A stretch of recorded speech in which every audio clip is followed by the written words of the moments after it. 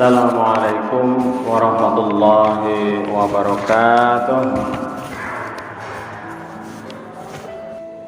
Izinkan pada kesempatan ini saya ingin menyampaikan di antara beberapa perangkat upaya kita dalam rangka mewujudkan kesalehan baik secara individual maupun sosial. Jadi kita sebagai orang yang beriman tentu menginginkan menjadi hamba-hamba yang soleh, hamba-hamba yang dicintai Allah Subhanahu wa Ta'ala, sebagaimana tugas kita yaitu sebagai Abdullah, sebagai hamba Allah, di samping tugas yang lain yaitu kita sebagai Khalifatullah, sebagai khalifah di muka bumi. Sehingga kita senantiasa harus berusaha mewujudkan apa yang dikehendaki oleh Allah Subhanahu wa Ta'ala, yang tersimpul yang sering kita dengar yaitu wa ma khalaqtul jinna wal insa illa liya'budun. Tidaklah aku ciptakan jin dan manusia kecuali untuk beribadah kepadaku. Jadi sebenarnya kita ini hidup sederhana, simple, yaitu hanya untuk beribadah kepada Allah Subhanahu wa Ta'ala. Hanya nanti dalam perwujudannya itu kita akan banyak mengalami persoalan, kendala. Ada beberapa unsur yang harus kita penuhi agar kita ini menjadi hamba-hamba yang soleh. Nah, apa saja perangkatnya supaya kita ini bisa mewujudkan kesalehan individual dan kesalehan secara sosial? Yang pertama adalah kita menguatkan ibadah mahdhohnya. Ibadah mahdhoh yaitu ibadah yang sudah ditentukan tata caranya oleh Allah dan Rasulnya. Jadi ini tidak ada modifikasi kalau dalam hal ibadah mahdhoh. Antara lain adalah sholat, kemudian puasa, kemudian haji misalnya. Haji misalnya, itu sudah ditentukan waktu dan tempatnya. Ya, demikian pula sholat misalnya, yang sudah ditentukan tata caranya oleh Allah dan Rasulnya. Bahkan Rasul menyampaikan, "Shollu kama ra'aitumuni usolli." Sholatlah kamu sebagaimana kamu melihat aku sholat. Nah, bagaimana Rasul sholat? Tahunya dari mana?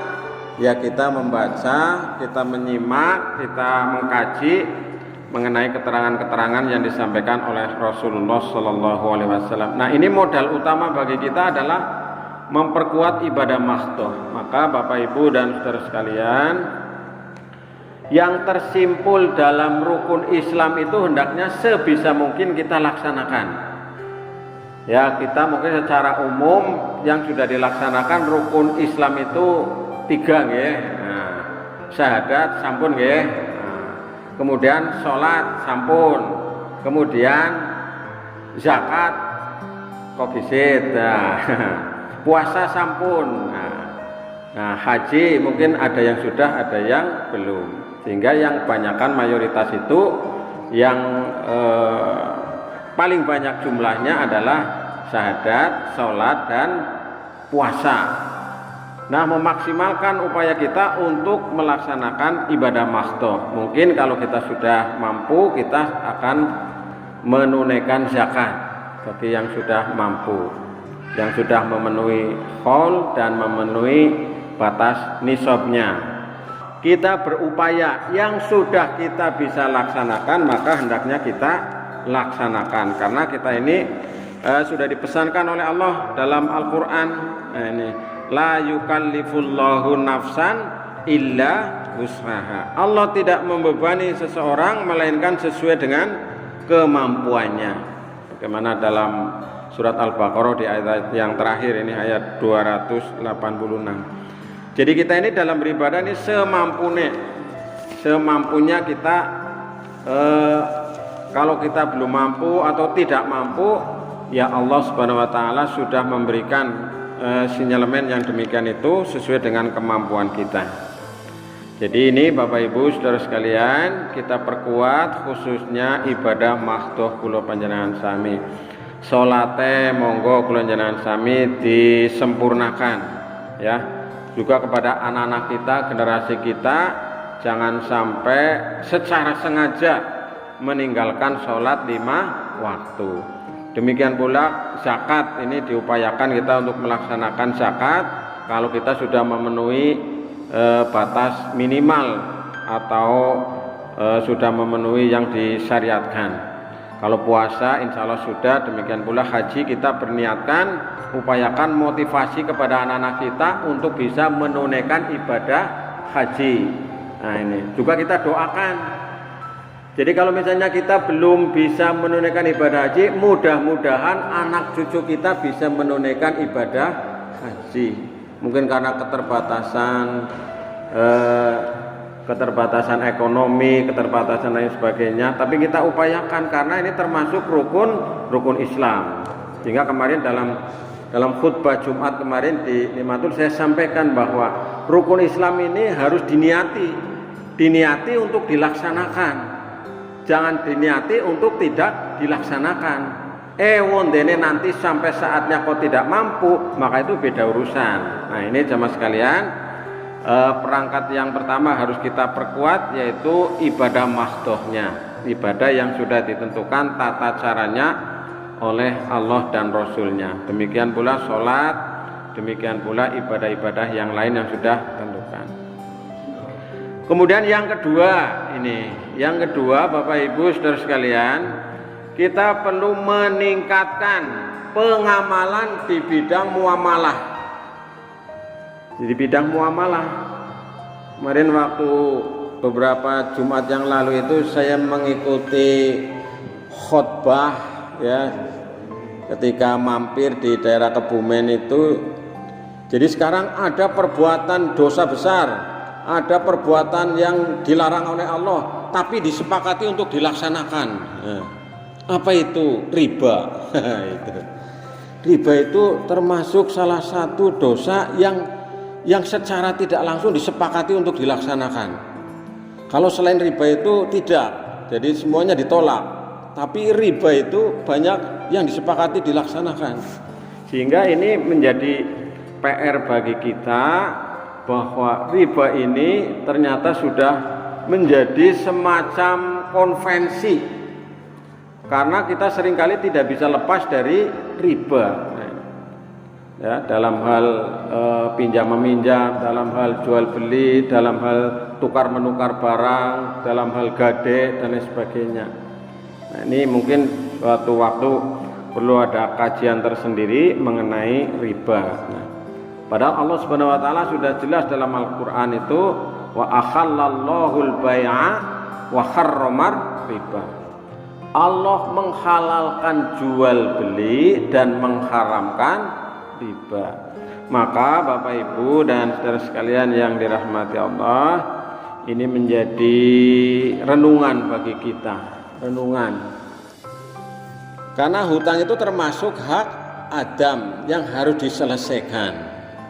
Ya, maka Bapak Ibu saudara sekalian, dalam hal jual beli, dalam hal utang piutang, dalam hal utang pinjam meminjam dan lain sebagainya, ini kita upayakan kalau pinjam kita dicatat faktub ya bainahum. Nek zaman mien wong tuane kula jenengan sami nek ana apa-apa dicatet nang ngaring tanggalan mburi nggih. Tanggalan mburi nika biasanya, tapi engko lupute nek tanggalane ganti tahun ya tanggalane dibuang. Utawane dicatet nang ngaring daplok nika riyen nggih, nang ngaring nggon pring mien. Pring singgo lendean nang ngaring dabag niku dicatet. Apa jenengane? Wanang nggih. Jadi saking hati-hatine wong tua kula jenengan sami niku. Jadi ini kadang-kadang banyak orang yang suka pinjam tapi berat untuk mengembalikan. Nah, ini kan menjadi PR bagi kita Bapak Ibu Saudara sekalian. Kemudian banyak juga mungkin yang meminjamkan tapi nganake gitu kan ya.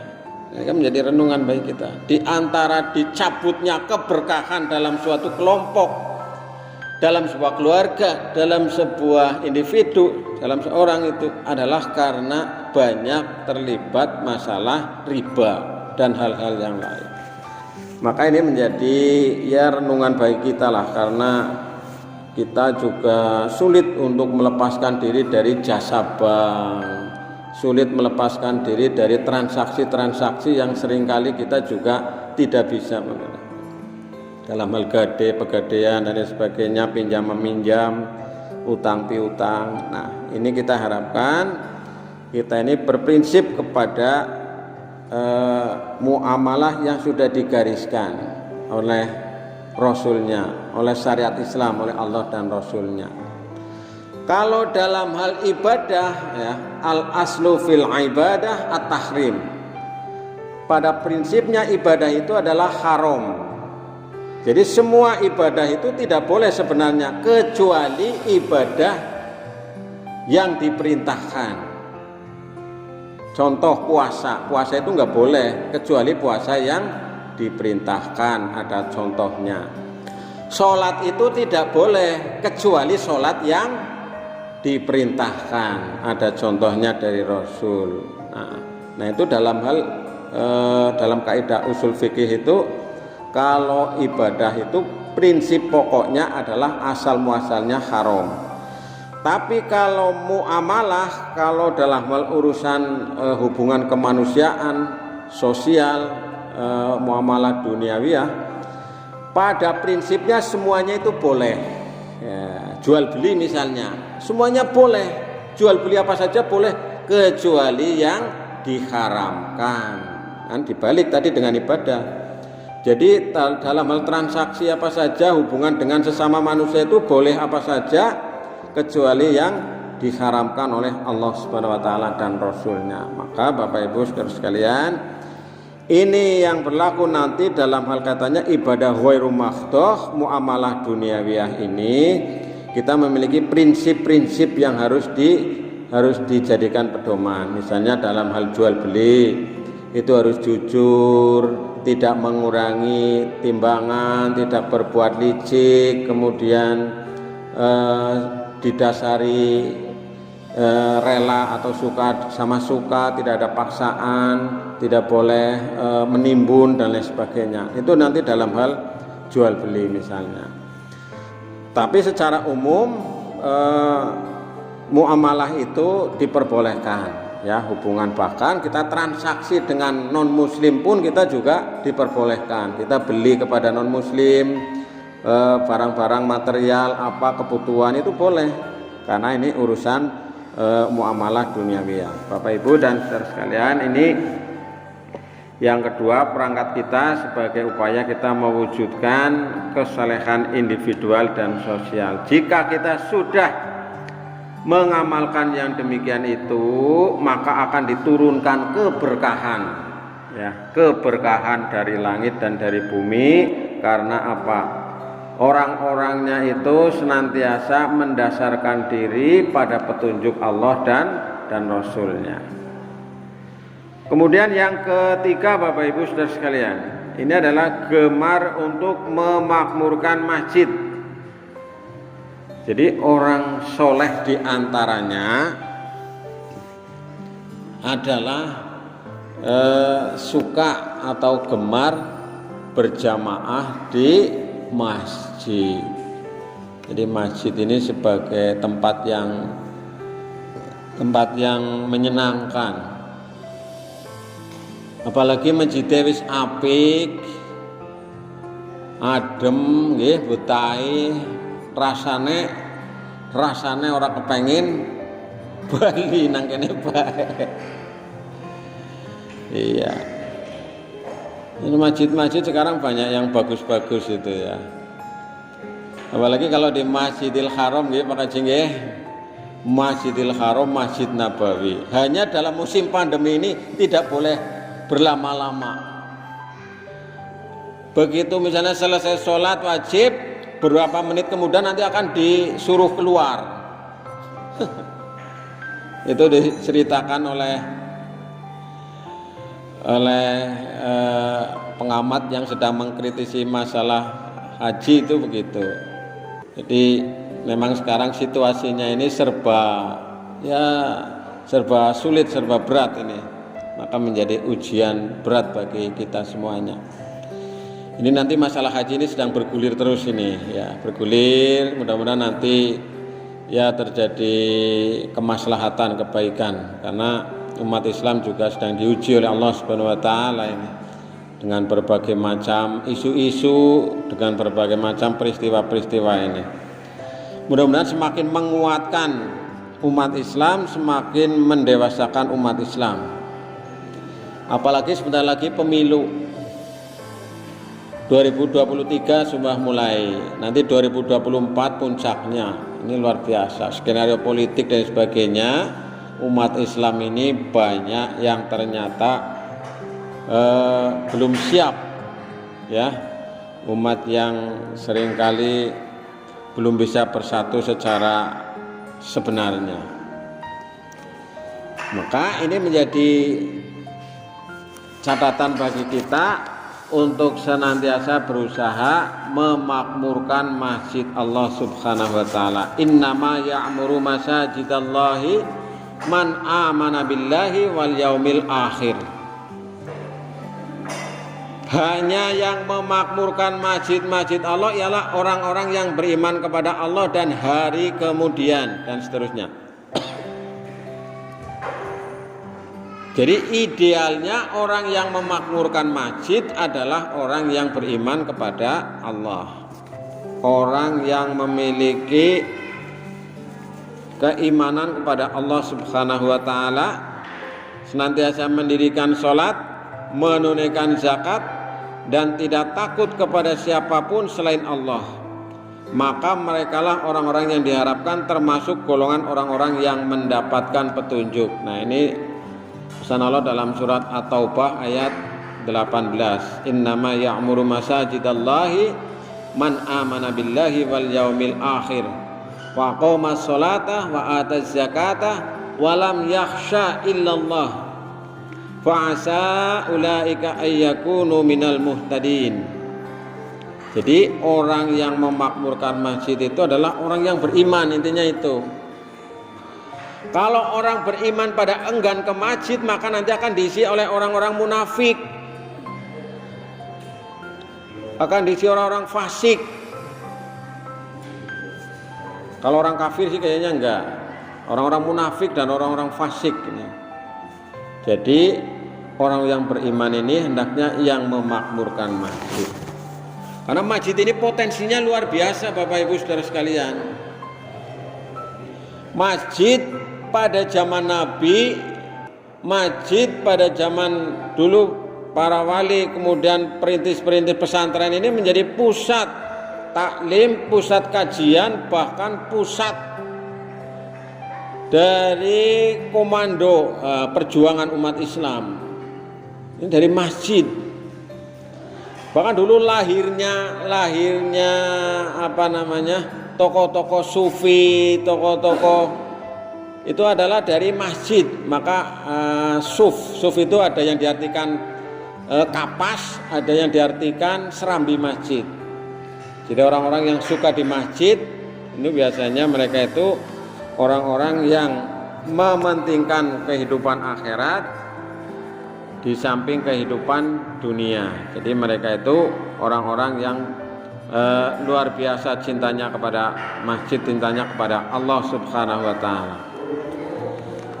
Nah, Bapak Ibu Saudara sekalian, ini perangkat yang ketiga. Jadi kita ini senantiasa memakmurkan masjid. Jadi ini menjadi tantangan bagi kita untuk memakmurkan masjid. Maka sekarang pusat pembinaan paling efektif itu bagi jamaah, bagi masyarakat itu adalah dari masjid. Karena sehari bisa ketemu 5 kali, kita bisa mengadakan pengajian, mengadakan taklim, mengadakan hari-hari besar, kemudian kurban tadi sudah disampaikan. Nah, ini koordinator paling mudah kan lewat masjid.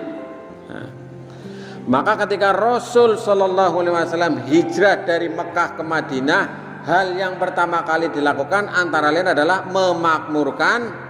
mendirikan masjid. Ya, di tengah jalan mendirikan masjid Kuba, kemudian setelah itu mendirikan masjid juga di sana yang sekarang kemudian dikenal dengan nama Masjid Nabawi di kota Madinah. Nah, ini Bapak Ibu Saudara sekalian, perangkat bagi kita untuk menjadikan diri kita menjadi orang yang soleh, orang yang baik ya. Jadi kita ini upayakan anak-anak kita ini, generasi kita menjadi generasi yang mencintai masjid. Bahkan dalam hadis Rasulullah menyampaikan bahwa di antara 7 golongan yang akan mendapatkan pertolongan di saat tidak ada pertolongan yang lain selain Allah adalah rajulun qalbuhu mu'allaqun bil masajid. Seorang yang hatinya tansah kumantil-kantil wonten ing masjid, kepengine maring masjid, maring dindi sing dikoleti masjid.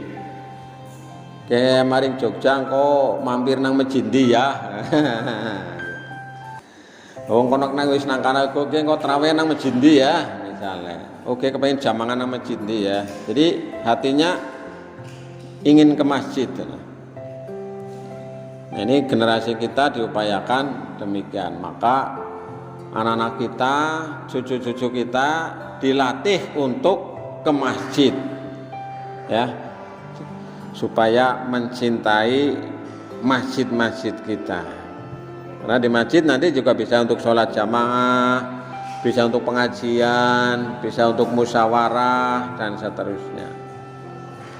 Liweke musyawarah ngesuk bahas masalah kurban wis dela maning panitiane, terus arpira iurane, nah, siapa sing golet sapi, siapa sing pembagian tugas dan sebagainya. Ini masjid. Lalu yang keempat Bapak Ibu Saudara sekalian adalah gemar membaca Al-Qur'an. Jadi kita diupayakan tiada hari tanpa membaca Al-Qur'an. Ora ketang setitik maca Al-Qur'an. Ya sedikit-sedikit. Ya berurutan, syukur berurutan dari awal, dari surat Al-Fatihah, Al-Baqarah, nanti selesai surat An-Nas, balik maning maring ngarep maning. Syukur kalau kita sambil sekali tempo membaca terjemahannya, membaca isi kandungannya, memahami tadabbur terhadap Al-Qur'an. Ya membaca wis apik, tapi lebih bagus lagi kalau ditingkatkan lagi kita sambil mengkaji Al-Qur'an. Maka Bapak Ibu Saudara sekalian, ini diantara tanda menjadi orang yang soleh ini adalah suka atau gemar membaca Al-Qur'an. Karena ini mukjizat satu-satunya yang masih bisa kita nikmati. Ya ini mukjizat nabi-nabi yang lain itu kan nggak ada udah. Nabi Musa udah nggak ada, Nabi Sulaiman nggak ada, Nabi Isa nggak ada. Nah ini mukjizat Nabi Muhammad yaitu berupa Al-Qur'an masih bisa kita nikmati. Ya, dan Al-Qur'an ini menjadi rujukan utama dari segala sumber hukum. Maka ini kemarin juga ramai ketika ada yang dipertanyakan memilih Al-Qur'an apa memilih Pancasila. Ini ramai ini, karena ini kan tidak bisa dipertentangkan atau menjadi sebuah pilihan itu, karena saling melengkapi.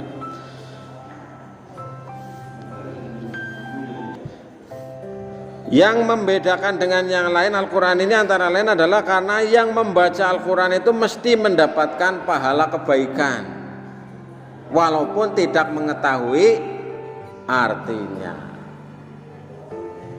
Makin repot bacanya, mudah-mudahan makin banyak kebaikannya.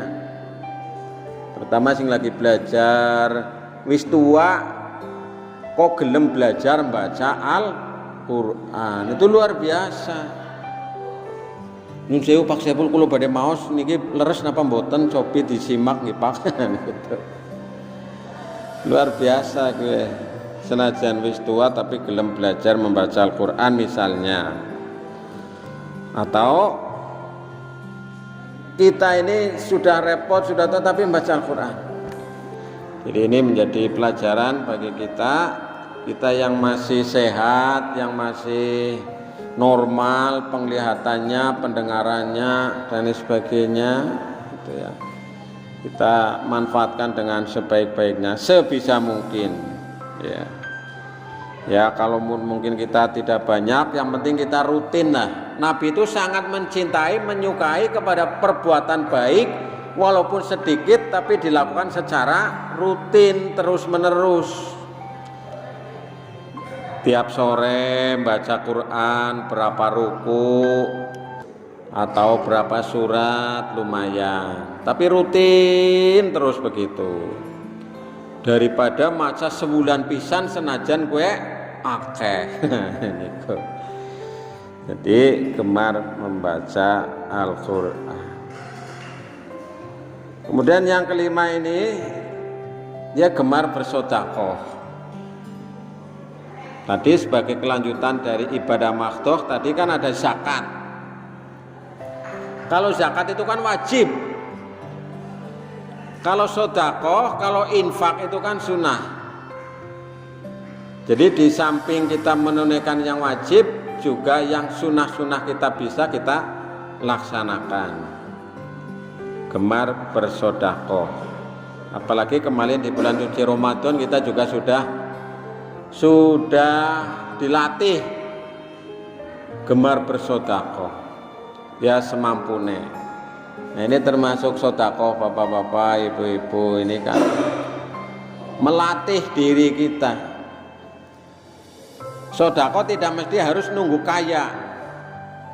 Beramal tidak mesti harus nunggu menjadi orang yang kaya. Orang yang masih pas-pasan, orang yang masih miskin juga bisa bersedekah. Jadi ini masalah kemauan, masalah mentalitas, masalah cara berpikir, ya. Kita pilihannya suka memberi apa suka diberi. Kalau kita suka memberi berarti kita punya mental untuk bersedekah, berinfak. Kalau kita suka diberi daripada memberi berarti kita ini belum punya mental yang demikian itu. Padahal kita mampu, bisa semampunya kita ini. Maka Rasulullah itu sangat senang pada orang-orang yang suka memberi kepada kerabatnya, kepada tetangganya dan seterusnya. Bahkan Rasul itu kalau mau makan kemudian ada orang yang kelaparan itu akan didahulukan orang yang kelaparan itu. Bahkan Rasulullah sering mengganjal perutnya dengan batu karena menahan lapar itu. Nah, Bapak Ibu Saudara sekalian, ini salah satu upaya kita mewujudkan kita ini menjadi hamba-hamba yang soleh gitu. Maka dalam ayat itu kan banyak supaya memberikan sebagian hartanya kepada orang lain, baik itu berupa uang, berupa makanan, berupa barang dan seterusnya. Nah ini. Kemudian yang berikutnya Bapak Ibu Saudara sekalian, ini kita berusaha untuk menjalin ukhuwah dan silaturahim. Jadi menjalin persaudaraan di antara sesama kita, sesama orang Islam, sesama umat Islam, karena inilah yang akan menguatkan kita. Orang Islam itu kalau bersatu sebenarnya di mana-mana itu tak terkalahkan. Di skala dunia, skala global, umat Islam kalau bersatu itu nggak ada lawan. Hanya memang umat Islam ini belum bisa bersatu. Negeri-negeri di Timur Tengah juga belum bisa bersatu. Kula jenengan sami mien krungu zamane dunia dalam berita saben dina sing jenenge perang Iran karo Irak. Nggih. Nanti puluhan tahun nganti blenger krungu. Iran, Irak.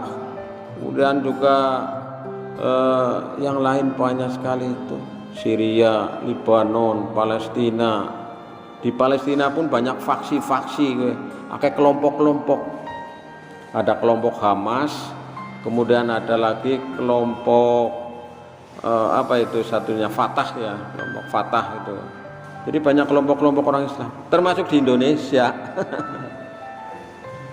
Di Indonesia banyak sekali kelompok-kelompoknya. Sebenarnya kelompok-kelompok itu tidak masalah. Ibarat pemain sepak bola niku ana sing bagian penyerang, ana sing bagian bertahan, ana sing bagian back, ana sing bagian kiper. Jadi ana sing senenge nyerang, ana sing senenge bertahan, ana sing senenge jaga gawang. Kalau diibaratkan demikian atau diibaratkan sebuah bangunan ini, hanya kadang-kadang itu kalau tidak kebenar itu banyak kesalahpahaman, banyak fitnah, banyak adu domba. Nah ini, maka hati-hati kita ini sekarang diadu domba kayak cara Pak Saiful ngoleh ngibaratna gue ada ular sanca dan ular kobra yang tarung cara gue nek. Ya, ular kobra nih gue menang anu bisane ya upase nyokot ora ucul. Nyokot begitu nyokot cek niku ora ucul. Nah ular sancane ngubet sing ora bisa ucul. Ngubet begitu ngubet wis cara kene manu wis mati dikunci ya. Akhirnya apa? Ular kobrane mati, ular sancane mati. Terus teka anak guguk nah. Akhirnya keduanya dimakan oleh guguk itu. Nah ini wong Islam aja kuwi engko anggar gelut ngono kerosan mati bareng sidane mung suwe teka anu wis pada terkapar. Nah diharapkan jangan demikian itu. Jadi kita ini menjadi apa ya menjadi umat yang bersatu ya. Innamal mu'minuna ikhwatun. Sungguhnya sama mukmin adalah bersaudara. Dan ini rupa-rupanya kemarin isu Palestina itu lumayan bisa mewujudkan solidaritas, semangat, persatuan di kalangan umat Islam sedunia. Dan Indonesia itu paling banyak memberikan kontribusinya. Sampai sekarang masih bergulir ini ya. Solidaritas dalam rangka untuk ukhuwah Islamiyah. Nah ini diteruskan dengan ciri yang ketujuh yaitu semangat solidaritas ya. Setelah ukhuwah, setelah menjalin persaudaraan, kita menjalin solidaritas. Kita ini ada empati, simpati kepada nasib saudara-saudara kita ini. Yang diajarkan dulu oleh Kiai Haji Ahmad Dahlan adalah gerakan surat Al-Maun. Gerakan surat Al-Maun. Jadi gerakan kepedulian sosial. Karena jadi hamba yang soleh itu tidak hanya dia soleh kepada Allah Subhanahu Wa Taala, madep mantep ngibadahe sregep mantep tahajudnya, salate, ibadah-ibadah wajib dan sunate mantep, tapi maring sosial orang anak peduli nek. Nah, engko gesit. Nah. Jadi ini perlu ada penyempurnaan. Maka Islam ini diantara misinya adalah rahmatan lil alamin, sebagai rahmat bagi seluruh alam. Hingga orang Islam itu sangat peduli terhadap nasib saudara-saudaranya, baik yang dekat maupun yang jauh. Umat Islam ini terus kuat. Maka sekarang ada istilah MDMC, ada penanggulangan bencana dalam rangka apa? Untuk mewujudkan kesalehan di bidang individual dan sosial. Nah, Bapak Ibu saudara sekalian yang dirahmati Allah, yang terakhir ini kaitannya dengan mewujudkan kesalehan diri kita dan komunitas. Ini adalah mewujudkan akhlakul karimah, akhlak yang mulia. Jadi inilah buah dari iman, buah dari Islam kita adalah mewujudkan akhlakul karimah. Misalnya menegakkan prinsip kejujuran. Jujur gue mujur. Aja nganti duwe prinsip yang jujur yang mengko hancur. Malah wingi tulisan gede banget, siapa berani jujur pecat. Ini prinsip kejujuran ditanamkan kepada generasi kita, kepada anak-anak kita, pada diri kita khususnya. Menepati janji dan tidak ingkar janji. Nah, tepat janji, kalau sudah berjanji insya Allah ditepati, tidak diingkari, nah itu luar biasa. Kecuali kalau ada halangan maka sampaikan. Kemudian bisa dipercaya. Orang Islam itu harus bisa dipercaya, diberi amanah. Orang itu percaya menitipkan uang ke Pak Saipul karena Pak Saipul diyakini akan menyampaikan kepada yang berhak. Saya Pak Saipul ini kalau nitip Kang 100.000 nggak donatur solidaritas Palestina diterima oleh Pak Saipul. Nanti ada yang dengar lagi, oh Pak Saipul ngumpulna anak sing ngirim maning kayak niku. Dipercaya Pak. Nah ini. Oh ya ring Pak Mukhlis ya, karena apa? Dipercaya. Jangan sampai kita ini tidak dipercaya begitu. Nah, kita belajar ya supaya kita ini menjadi orang yang dipercaya sebagaimana Rasulullah juga menjadi seorang yang amanah, dapat dipercaya. Kemudian antara lain kita ini, ya ini yang belum bisa mungkin tapi kita upayakan ya, menutupi aib orang. Nah, jadi aib itu kan seperti bangkai. Aib itu kan ya perbuatan yang kalau diketahui oleh orang lain itu akan merasa malu. Kita berusaha untuk menutupinya, menutupi aib saudara-saudara kita. Barang siapa yang menutupi aib saudara-saudaranya, maka dia akan ditutup aibnya oleh Allah Subhanahu wa taala pada hari kiamat. Jadi Allah tidak memperlihatkan keburukan kita karena kita ini tidak suka menyebarluaskan keburukan orang lain. Tapi sebaliknya, kalau kita ini suka menyebarkan keburukan orang lain, maka Allah akan membuka keran aib kepada kita. Naudzubillah min dzalik. Maka kita ini berupaya supaya ya menutupilah, minimal kita tidak menyebarluaskan. Mungkin kita sekedar tahu karena zaman medsos seperti sekarang ini, tapi kita membatasi diri, jangan menyebarluaskan, apalagi kalau itu berita-berita hoax, berita bohong. Nanti bisa menuju pada fitnah, bisa menuju pada permusuhan dan seterusnya. Nah ini kalau sudah kita bisa mewujudkan akhlakul karimah dalam lisan, dalam perbuatan, dalam perilaku, maka ini luar biasa Pak, sekali. Jadi akan dilindungi, akan dinaungi oleh Allah Subhanahu wa taala, karena sebuah komunitas, sekumpulan orang-orangnya baik, sekumpulan orangnya jujur, sekumpulan orangnya amanah, sekumpulan orangnya itu suka menutupi aib orang lain dan seterusnya, ini luar biasa. Maka di situ akan diturunkan namanya keberkahan oleh Allah Subhanahu wa taala. Ingkang sekedhik menika mugi-mugi wonten hikmah manfaate. Mangke menawi wonten lain-lain monggo disambungkan, kalau tidak ada sementara kita akhiri dengan bacaan hamdalah monggo. Alhamdulillahirabbil alamin. Assalamualaikum warahmatullahi wabarakatuh.